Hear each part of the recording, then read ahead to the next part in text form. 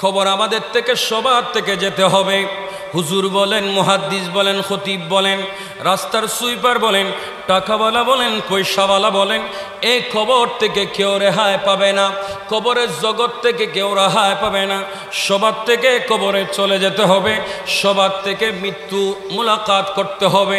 মৃত্যুর সাথে মুলাকাত করতে হবে। আল্লাহ অবশ্যই মৃত্যু দান করবেন।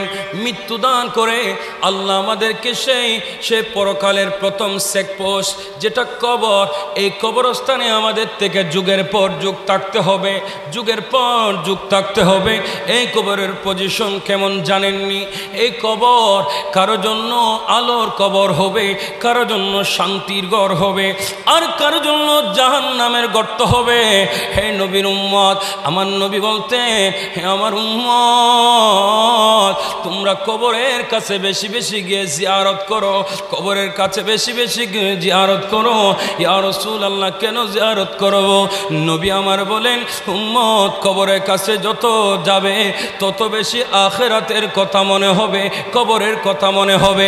আমার নবী যখন কবরের আযাবের বয়ান দিতেন, সুবহানাল্লাহ বলেন না?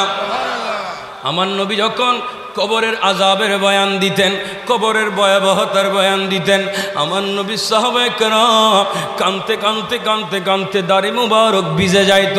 আমার নবীর এক সাহাবায়ে কেরামের বুক মুবারক ভিজে যাইত, দাড়ি মুবারক ভিজে যাইত। আমার নবীর সাহাবায়ে কেরাম ইনারা তো জান্নাতি জান্নাতি জান্নাতি, ইনাদের কোনো ভয় নাই, চিন্তা নাই, এরপরও ইনারা কান্দে। আমার নবীর উম্মতদেরকে শিক্ষা দে, এ আমার নবীর উম্মতেরা, তোমরা কবরের কথা স্মরণ করো। এই কবর হচ্ছে সঙ্গীহীন ঘর, এই কবর সঙ্গীহীন ঘর। এই ঘরে কোনো টাইলস নাই, এই ঘরে কোনো পাকা নাই, এই ঘরে কোনো লাইট নাই, এই ঘরে কোনো আলো নাই, এই ঘরে কোনো সঙ্গী নাই, এই ঘর কোনো বেশি বড় নয়, এয়ার কন্ডিশনও নয়। নবী বলি, উম্মত ওই কবর বেশি বেশি জিয়ারত করো। কবর যদি জিয়ারত করো, তোমাদের অন্তর নরম হয়ে যাবে, তোমাদের অন্তর মলিন হয়ে যাবে। তোমরা যদি মলিন হয়ে যায়, বেশি বেশি আমি আল্লাহর ইবাদতের দিকে ঝুঁকে যাবে, আমার নবীর প্রেমের দিকে ঝুঁকে যাবে।